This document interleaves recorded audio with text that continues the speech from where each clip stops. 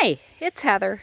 Hey, it is spring. It really is going to happen here in Bloomington, Indiana. I haven't had a lot of time to do any tidying in my yard yet. It's still been pretty cold to move some uh, leaves around. We don't want to disturb stuff until it gets a little warmer. But I did want to show you um, the Brunnera I'm always talking about in flower. Um, so as you can see, it gets kind of a forget-me-not type flower.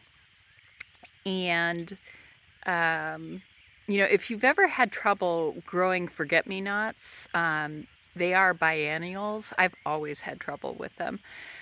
So this is a nice perennial option. Um, It's a little cool this morning for the bees to be going, but they will be hitting these. And so these guys are great. They seed themselves. I just split a bunch to bring to a customer. And so then we've got these ice folly hellebores, which also are nice little plants to seed themselves. Um, and you can collect the seed and scatter it wherever you want to. Um, but anyway, just since I'm always talking about Brunnera around trees, I just wanted to show you just how pretty they are in the spring and just really what a welcome sight they are.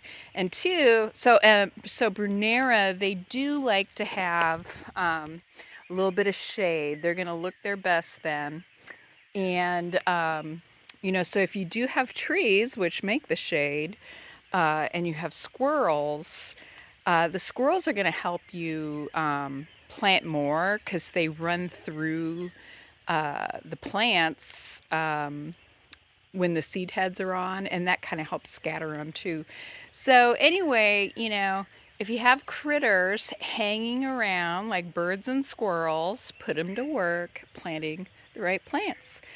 Anyway, if you want to learn more about gardens and trees and just kind of just general, like how we can help the planet stuff, how we can have healthy plants, um, hit the like button and subscribe, and we'll do some more stuff in a bit. Bye.